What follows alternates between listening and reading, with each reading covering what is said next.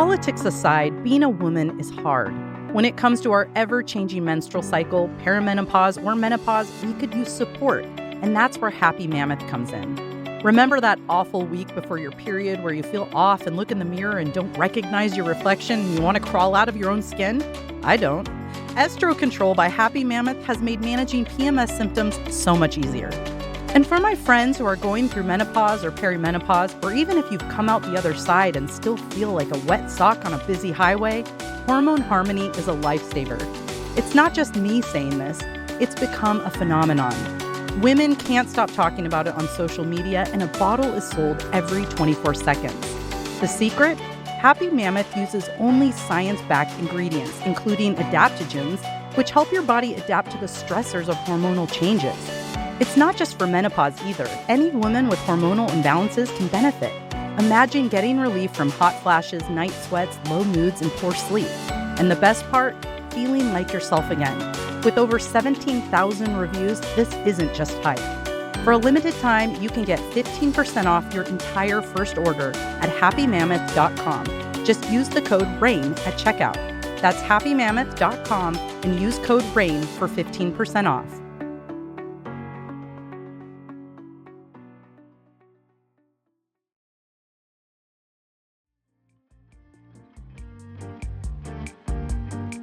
It's never been easy for me to serve delicious, wholesome, homemade meals that are budget-friendly and kid-approved. At least not until now. Gobble, my favorite meal prep kit, makes it so easy. All Gobble meal kits are designed by professional chefs and are pre-prepped. That means less work for you and less waste in your kitchen. Gobble meals include gourmet, chef-made ingredients that make cooking a breeze, from signature sauces and unique spice blends to compound butters, marinades, and reductions. With a huge range of weekly meals, Gobble makes it easy for families of all tastes and sizes to build a menu everyone will love.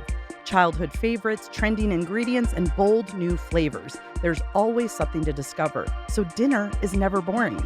One of my favorite things is I can easily switch up my menu. Some days we go for family favorites, other days I'm on my own and can order lean and clean meals to ensure I hit my nutritional goals. Personally, I find Gobble to be so refreshing for a number of reasons.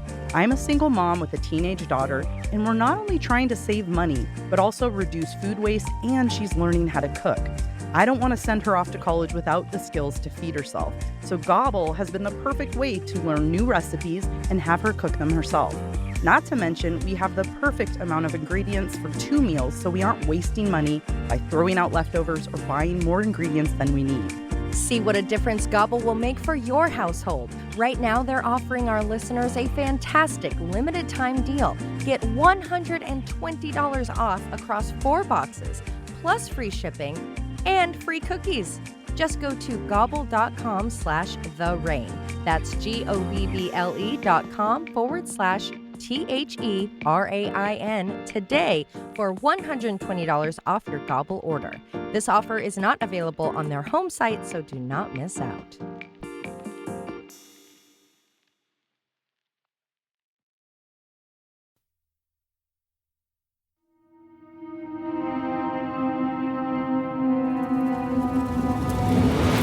This is Murder in the Rain, where each week Emily Rowney, Alicia Holland, and Josh McCullough tell true crime stories of the Pacific Northwest. Murder in the Rain contains graphic content.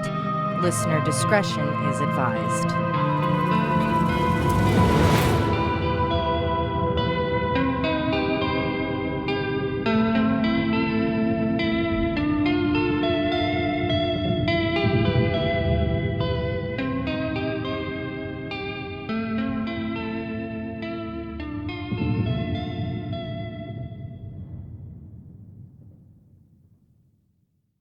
On May 4th, 1938, 4 days before Mother's Day, Mary Eleanor Smith, incarcerated at the Washington State Penitentiary in Walla Walla since 1929, attempted to smuggle out several letters she'd written.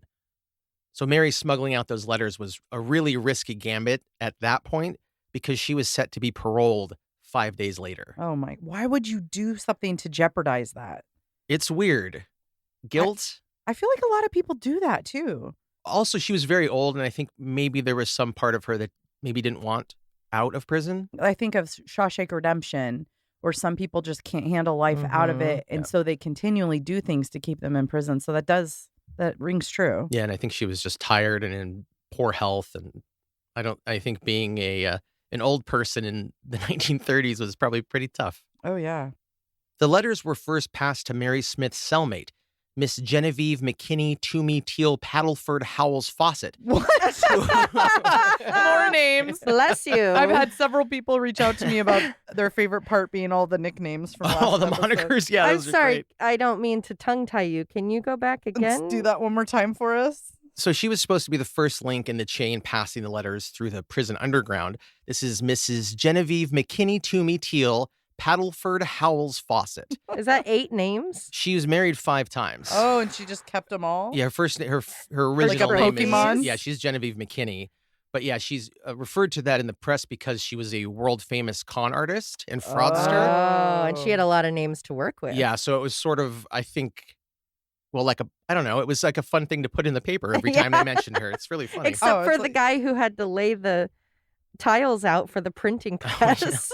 Oh my gosh, she's like, not again. Why do you keep doing things? And yeah, she'd been in the press for decades following her trail of arrest. She married someone, built them out of money, moved overseas, was a Broadway star, all of this stuff. A Wow. crazy life. Okay, really. I want a story on her too. Well, yeah, I was going to say I can't even get into it because it would just take hours. So I'm going to do an episode about A beautiful- Genevieve McKinney, I or love it. 2, because Yay. it's a Just to mention her name more than once, it would Oh, be yeah. a 2-parter. well, it'll be fun, yeah, as the story goes, to add a name, add a name, add a name. Oh my gosh, that would be Yeah. funny. Or if you really are looking for your episode to be longer, you just repeat her name a Yeah, lot. every time. So Mary Smith entrusted these letters to her cellmate, the world famous con artist, who immediately turned them over to authorities at the prison. The letters, intended for multiple recipients, were examined by the warden. They included detailed confessions of the murder and disposal of Jean Bassett, Oh my gosh. who had been missing for 10 years. What a dum-dum to put that in a letter. Many letters, like several. She was She's sending like, them hey, to everybody that I know, a I didn't bunch have of a people." Christmas card this year, so let me tell you what I did. That's shocking that you could have a lifetime of crime and then you do that. Yeah. I wonder if a component of it was one last piece of attention, maybe, Maybe. as Mm. well. Like, Because she had faded. It had been 10 years since the last time Mm. anyone really cared about it. she wanted to be in the newspaper again. Brought in to get yelled at by the warden, Mary Smith admitted she'd written the letters and confirmed their contents were accurate and true. She signed a formal confession a few days later. Which made sense, a confession, even a decade after the crime. Guilt and shame grow in power over time, and 9 years of pondering one's life and crimes in a prison cell can move a person, eventually, to excrete the truth. This is a portion of one of the letters, written to a man named Wheeler, whom Mary was planning to wed. I'm going to tell you the truth. An automobile was advertised for sale by Eugene Bassett. Earl, that's DeCasto Mayor, Earl answered the ad and went over to see Bassett at his sister's home. It was a most beautiful car, and he wanted it as he had 2 very good positions offered by real estate men. So this is her talking about him trying to establish himself as a regular workaday guy, but by first acquiring a vehicle so he could travel around and do And work, I pass, guess. pass more easily. Yeah. as- Mm. Earl told me he was going to bring Bassett to our house the next day and do away with him. We took the Dr. Clark house for this kind of a purpose, as we knew whatever car we got, we would have to do away with the owner, and this was an ideal spot for the purpose. Earl went and got him. Earl said we could not close the deal until he spoke to his mother, and she would have to write out the check.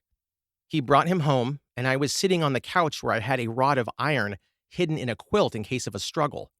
B, that's Bassett, sat in chair in front of fireplace. As I stepped into the kitchen, Earl stepped up behind B and handed him a blank telegram and said, I'm going to have your car, and I won't pay for it. You write this telegram as I dictate. B refused, but Earl said, you write it, or I'll kill you. So he wrote. As Earl took the telegram, he picked up a hammer and hit Bassett on the head. I heard his body fall and went in, and he was gurgling. I stepped out, and Earl gave one blow, and it was all over. We dragged the body into the bathroom, undressed it, and put the body in the bathtub, where he dissected it at once. I cleared the mess and burned the clothes, and the scalp was also burned. Earl was so sick and weak I gave him eggnog to keep him up. At night, we took the pieces of the body minus the head and hands, and drove way out to a big patch of woods somewhere between Cathcart and Bothell and put them under some brush clump. The next morning, we took the hands and head miles away to another patch of woods and buried the hands on one side of the road at a distance and the head on the other side into an old abandoned woodchuck hole at arm's length. This is all about the Bassett case. Wow, what an extreme. There's not an easier way to steal a car? No kidding. And he was great at stealing cars. That's so odd. It's like you wanted to kill someone. I think so. They went to great lengths after they did that. That seems like a lot of work. So much work. I guess a pretty good payout, but they could have still gotten that payout other ways, you know? Just steal a car. Like just go hotwire one or something. They had to he was good at changing the serial numbers on the car so that he could then pawn it off again. I guess maybe whatever the deal, it was hard to hang on to a car. And that one might have been too unique to do that way. Yeah, it was brand new. It was, gleaming blue and, in perfect shape. Mary Smith wrote further, "I want to show you how brave I was. For when Earl took the telegram downtown, I was all alone in that house with Bassett's body all cut up in the galvanized wash tub in Earl's bedroom. And I often think I was not very polite to him, for I never once stepped in the room to pay my respects. And do you know how I worked to clean up all that bloody mess? And I carried it out and poured it around the grapevine so I could have plenty of grapes the next year. And they even cheated me out of even the grapes." Jesus. Well, I'm so sorry it put you out, Mary. Yeah. What a sicko. I'm going to have great grapes because they're so fertilized from these remains. That is foul. The cut and dry way in which they talk about possessions and things is Exactly. really chilling. She also wrote the warden, J.M. Macaulay, in part, "First, I want to say, as I have confessed and told you the truth, please take that into consideration. And as I told you yesterday, these crimes were not committed from a point of maliciousness. It was just because the boy needed money or car to start life, and he never allowed his victims to suffer. I have decided to plead guilty to the murder of Bassett. I will discuss the details to the proper authorities." Wait, so she wrote that was one of the letters she was trying to smuggle out? No, that was one that she then wrote to After the she was warden, caught. Oh, okay. to explain. Another force that compelled Mary Smith to pen her confession was a minister who visited with her, providing spiritual guidance. He gained her trust and through correspondence convinced her to pen the letters, to unburden her soul. That would have been good for Mary, except the minister was actually a state police officer posing as a man of God. She realized he was a cop and fell to the floor in tears. The officer was able to calm her, and, quote, after the interview, she wrote freely. That is so illegal. That's very shady. And it comes up later in the trial, but it kind of doesn't go anywhere. Yeah. See, that's why this needs to be a movie. This is a quote from HistoryLink.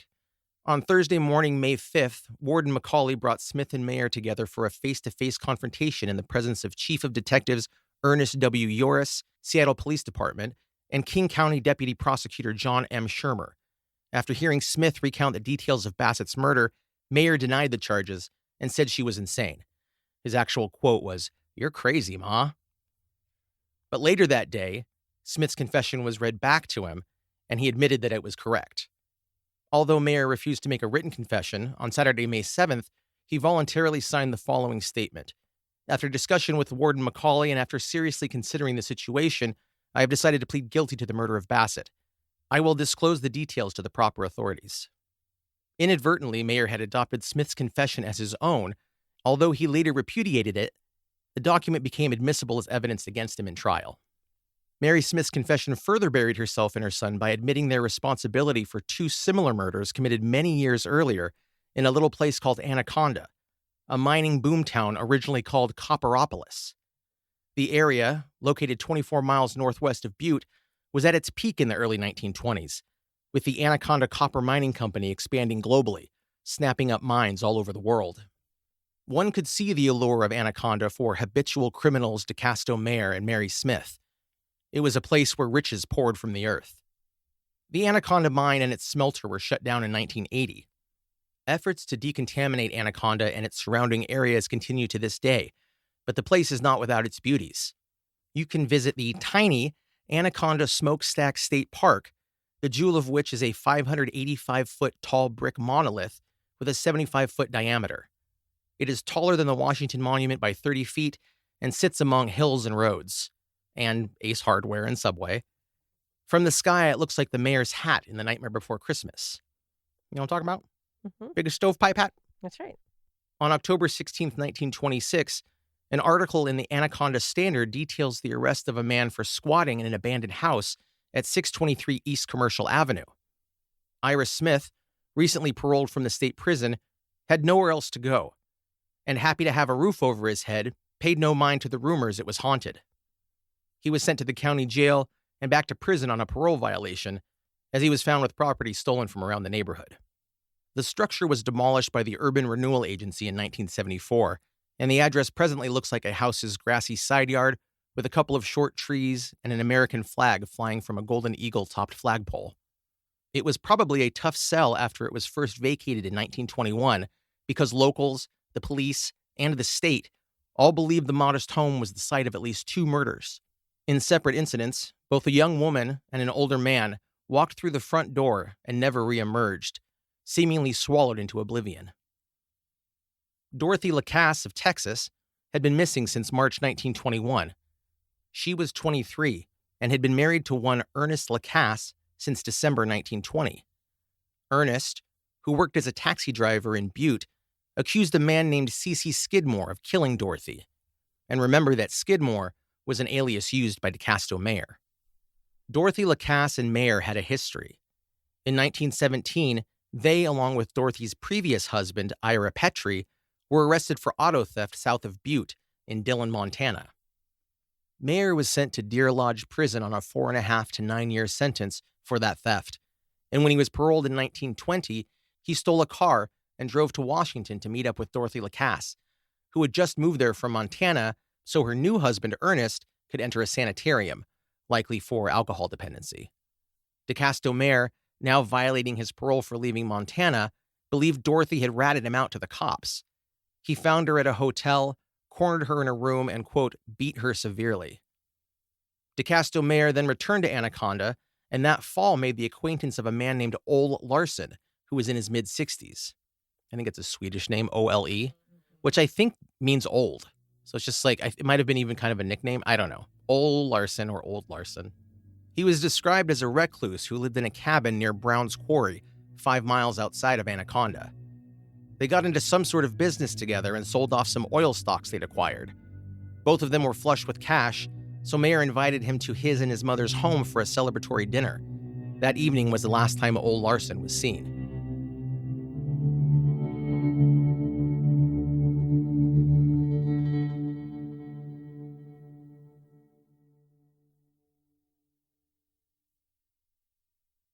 Called the House of Mysteries in the Montana Standard, the home was described as having rooms with dingy floors, padded walls, entry buzzers, peepholes drilled in walls and doors, as well as rooms that locked from the outside.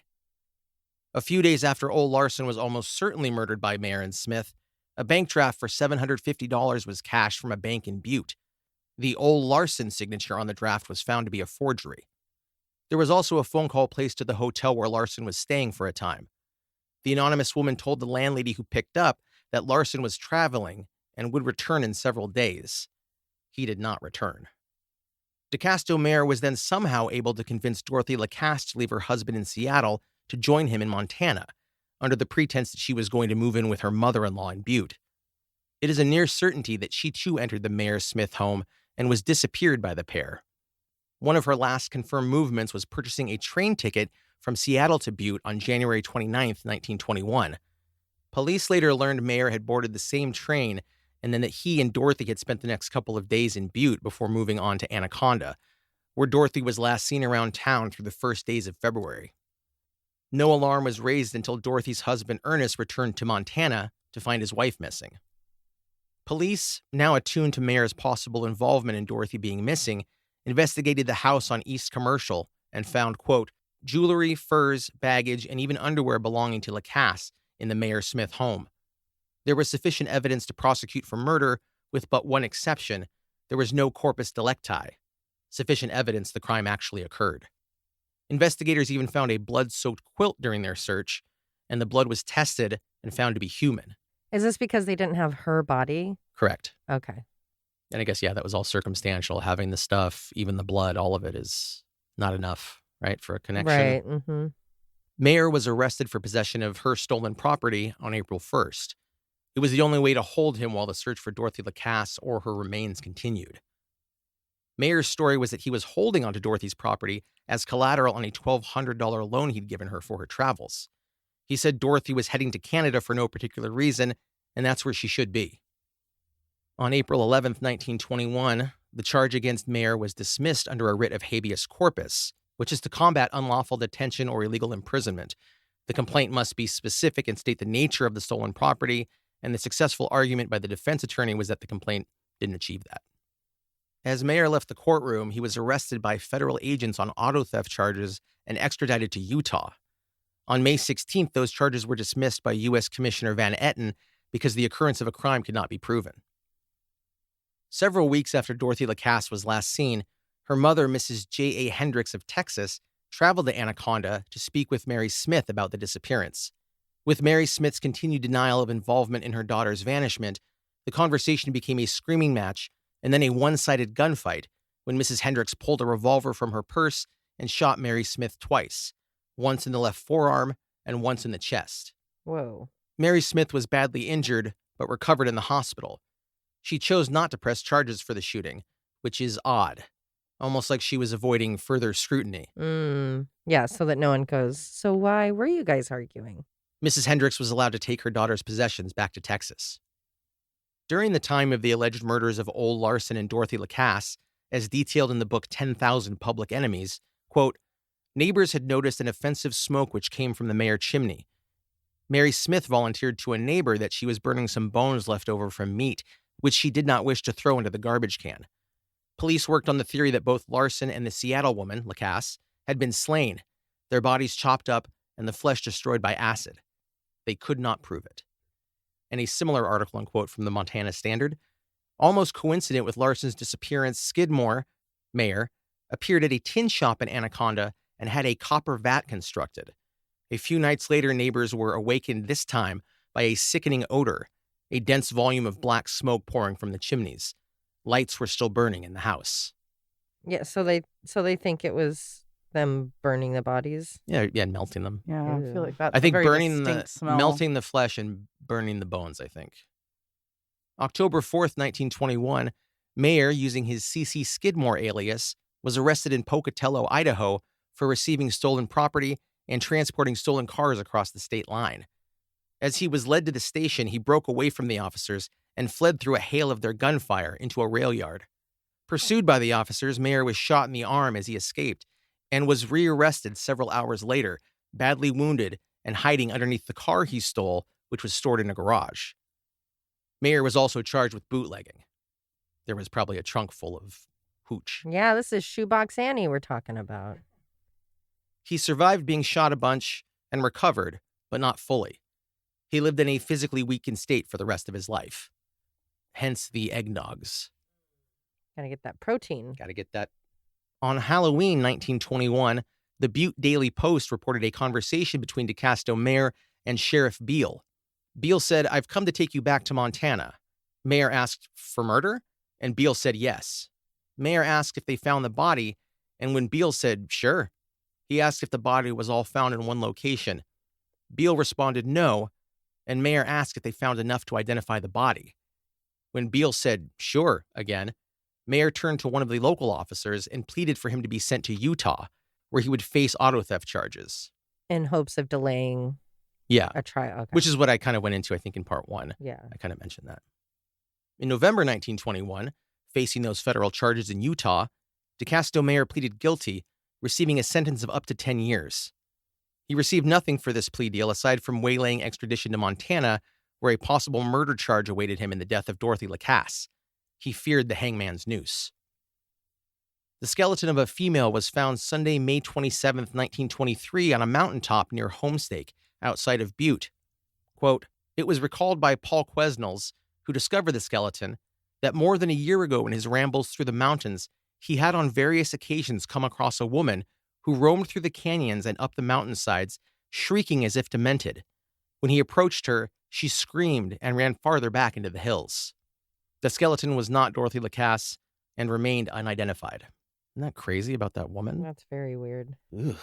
It's like something out of Pumpkinhead 2 Blood Wings, right, Leash? That's right. That's right. I told you all about that movie. Very scary.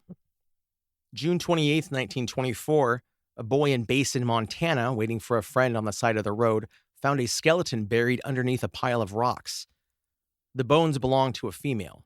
The skull was crushed. She'd been killed with a blow to the head. These bones could not be identified. 3 months after their discovery, the skeleton was buried without a name at the cemetery in Boulder, Montana. Had they been the remains of Dorothy Lacasse, DeCastro-Mayer was to be transferred immediately from prison in Colorado to Montana to face a murder trial. DeCastro-Mayer spent the next several years in and out of prisons in Montana, Colorado, Idaho, Utah, and Kansas. He moved to the Seattle area after his July 1928 parole from Leavenworth Federal Prison. I'm not going into that time because I covered those events in part 1.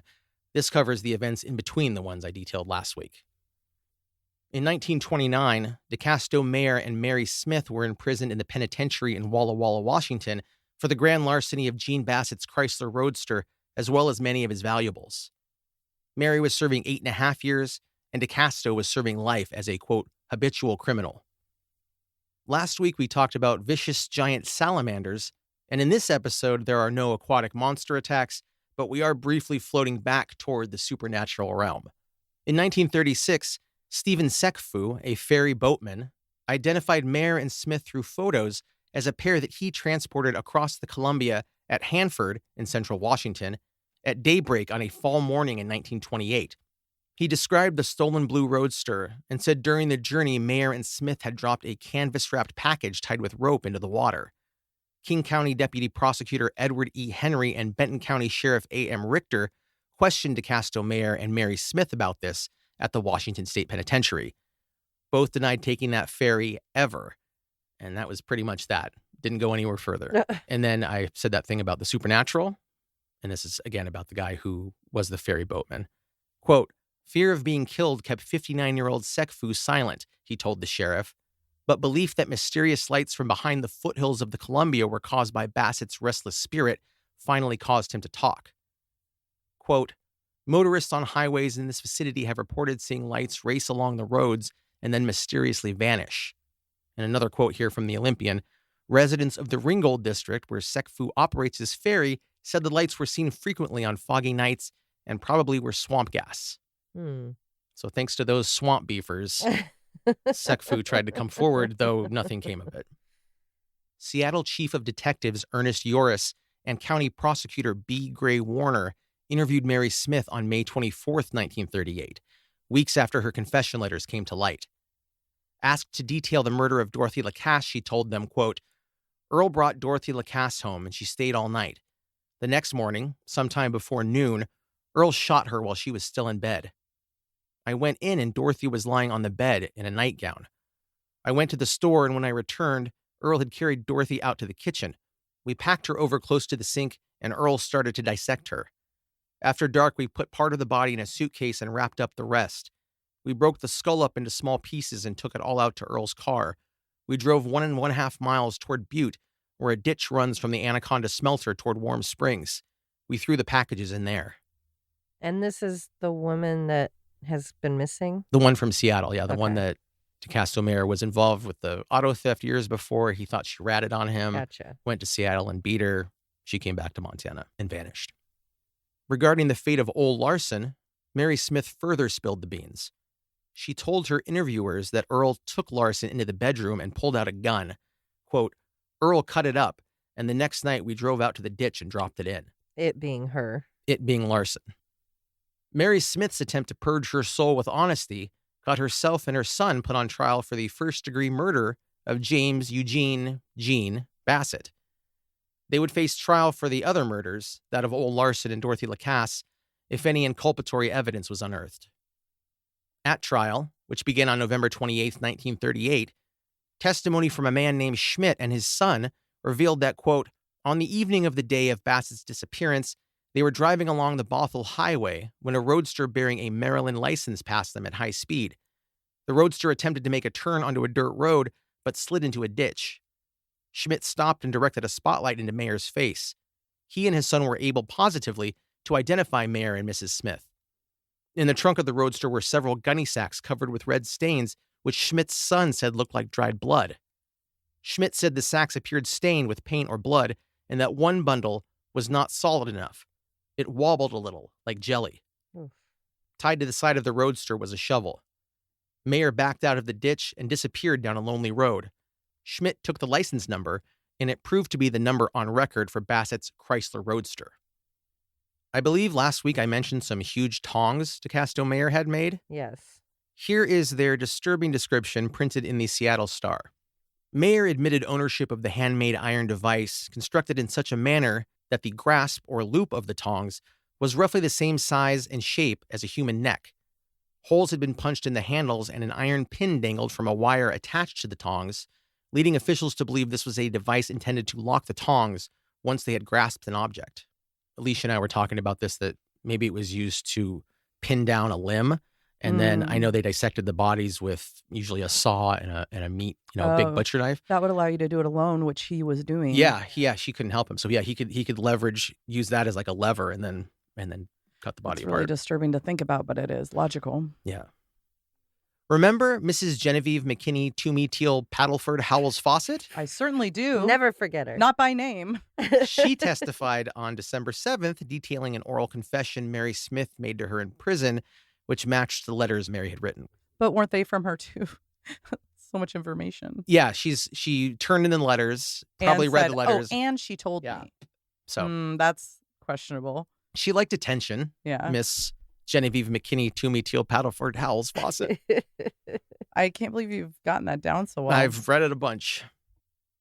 It was reported on Monday, December 12th, 1938, that DeCasto Mayer had died from suicide the day before.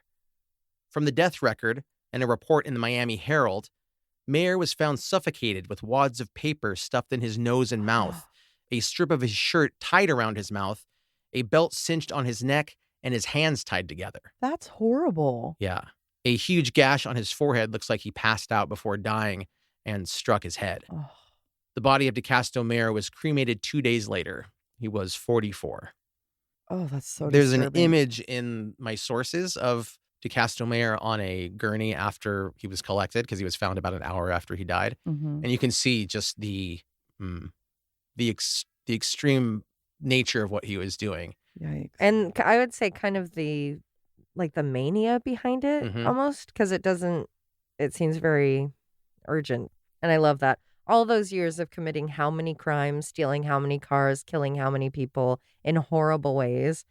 And the second he has to own up to it. Well, they'd already been in jail for 10 years, but not for the murder or the murders. There was even another murder that I didn't have a chance to get into, of a friend of Mayer's that vanished as well, the same year or the year before, my Dorothy gosh. Lacasse and Ole Larson. So it was just That's constant. what I mean. It's like you had Yeah. all this and you're already in prison. Why that? Like, why now? Or I guess 10 years was too much. And he'd been in prison most of his life by this point. He was 44 and he'd been in prison probably 20 years or Wow. so. Or I guess not most, but a lot of his life. When Mary Smith pleaded guilty to the murder of Jean Bassett, Mrs. Marion Bassett, the victim's mother, took the stand for a brief period and pleaded for mercy for the aged murderess. The jury was impressed with her testimony. 2 days after viewing the body of DeCasto Mayer, Smith was sentenced to life imprisonment. In April of 1949, interest in the Jean Bassett case was briefly renewed when a headless skeleton was found in a remote area 20 miles east of Seattle, near Falls City. Seattle criminologist Luke S. May doubted it was Bassett because the skeleton had intact hands. And Mary Smith admitted her son had dismembered the body completely before its disposal. These bones remained unidentified. 86-year-old Mary Smith was paroled from prison in March of 1953. She was in poor health and sent to a hospital better equipped than the Penn's infirmary to help her out. After she improved, Mary Smith was sent to live in various nursing homes. She died in 1966 at age 100. Wow. On December 7th, 1960, a skeleton was found which police believed could be that of Dorothy Lacasse, who'd been missing from Anaconda, Montana since 1921. The remains were found under a building on First Avenue in Seattle by a plumber cutting a hole in the concrete floor. Whoa. There was a bullet hole in the skull. A composite sketch based from the skull was sent to authorities in Montana, but nothing came from it. It doesn't really look like any of the photos I've seen of Dorothy Lacasse. And you can see the sketch and photos of Dorothy Lacasse in my sources. By Christmas Eve of that year, a few weeks later, the Jane Doe skeleton case had been filed away with other inactive cases because of a lack of evidence. And there was no more movement on that ever. And that's it. Questions? Just crazy. They were like Bonnie and Clyde, but Mother and son. mother and son. I feel like in these older stories, that's kind of the case. It's like criminal raises criminal. It reminds me of that the Goonies family. Yes. Oh my the gosh. Petrellis? Totally. Wait, no, the Fratellis. The Fratellis. Fratellis. Yeah. Family was probably the only thing you could trust Right. Mhm. or think you could trust. Well, you don't know any different too. If your mom's a criminal and that's who raised you, Yeah. you don't know any different. Wow. So yeah, super criminals, super guilty. Really gnarly stuff though. Like I just feel like they Yeah. chose to be more horrible than they even needed to be. They could have just, if they had just killed people and Disposed of just their body. just take it out into the wilderness and dump it. Yeah, they didn't have to. For back then, they still wouldn't have caught you. There's Probably. no way. It's just There's you no want way. the car, so you like, well, I got to murder him, Yeah. got to kill You him. can't find one. You can't just or, like dump him in the woods somewhere. Hit, like It's weird. They or were, just hold him up at gunpoint and take the car. get a head start. It's so weird. well, it was dumb too because they made so much contact when they were getting the car from Gene Bassett Right. with his sister, his brother-in-law. Like everyone knew that they had been the last people. Yeah, and actually I found out in this, when I was doing the work for this episode, that when DeCastro-Mayer went to see the car the first time, he brought Mary Smith with him. So everyone my had seen them, gosh. everybody. Wow. And then they disappeared him the next day. They knew. Right. Everyone always knew, but they just didn't have the evidence. So, yeah. But I'm good glad at they getting were rid of held that stuff. responsible for some of the things they did, Yeah. at least. And he was given a life sentence. We don't see that happen always. So, Wow. Yeah. and Well, yeah. although she accidentally admitted it, Yeah. And it was, that was just nuts too. She was trying to get married behind bars. She was like 73 or something like that. It was just, she never stopped, I guess, I would think. Yeah. And I would think that marriage that she was trying to get going was probably in efforts to get some sort of bilking going out of that man. So, definitely. yeah, it was a real gripping case, and I did way too much research. oh great! Usual. I look forward for more sources to add Oh. to the giant 3 pages of sources that I formatted for an hour. Well, thank you. I got 3 more for you. Sorry.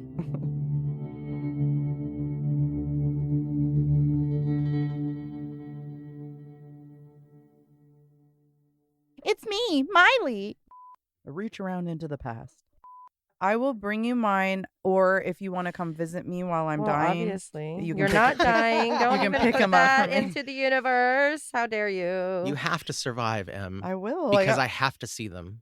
You have to see my boobies. And maybe give them a squeeze if you're down. I'm going to be showing them Oh, off. Yeah. he said he was like, he was like, would that be okay? Is that weird if I'm so Everybody's curious. gonna want to. He's like, I'm so curious what an updated version of a fake boobie feels Yeah, it's like. been 20 years since I felt a fake tit. yeah, I'll have everyone gather around and get a little squeeze Oh, once that's they're fun. healed. There's a part where he gets arrested, and when they take him into jail, they examine his clothes, and he had like 6 files and No! saws Oh my god, I knew it. sewn into his clothing. They need a movie about these people. It's a remarkably vast case. I seriously was talking with Alicia yesterday about how it could be a book, and maybe I'll I do think you that should because do there's that. enough. There's so much I had to cut out so much just to make it. You should do that as your Anyways, side project. I might do that. It's a really good case. All right. The letters intended for multiple recipients. Across the Mississippi River. River. Multiple recipients. God damn it. Written to a man named Wheeler, whom Mary was planning to wed. Is that okay? Yeah, that was better. Yeah. Not good, but better. My anaconda don't want none unless you got one ton. That was good. That was. Well, I've heard that song a lot. Every morning. What? Bum, bum, bum, bum, bum. That's how I wake up. That's your Bum, alarm bum, music? Bum, bum, bum, bum, bum. Efforts to decontaminate. It is a stunner of a brick dick jutting from the land's grassy crotch. What the fuck? Every place is full of murderers. That's right. Look out. So move wherever you want, everyone. It doesn't matter. Either you are or you aren't gonna Crime get. reports don't matter. Nope. It is a near certainty that she was living worth better in prison. You like swamp beefers? Yeah. Well, get ready. Oh boy. Oh, we got a really cute Patreon comment Oh. from Ellen. It says, I just became a patron and have never heard these stories. You're all so funny. Kudos to you three. Wow. That's true. Mrs. Genevieve McKinney, Toomey, Teal, Paddleford. Wait. Interest in the Jean Bassett Kate. Jesus Christ. Mississippi River.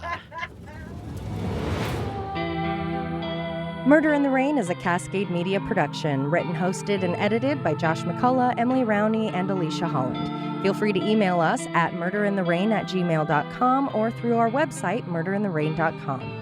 For as little as $1 a month, you can subscribe on Patreon to get exclusive access to ad-free and older episodes. For only $5, you can access Patreon-exclusive episodes and content. For more of us, be sure to follow on all the socials, listen to Josh and Alicia on their other show, Always Be My Sisters, and follow Emily on TikTok at @M_murderintherain. And suck my balls.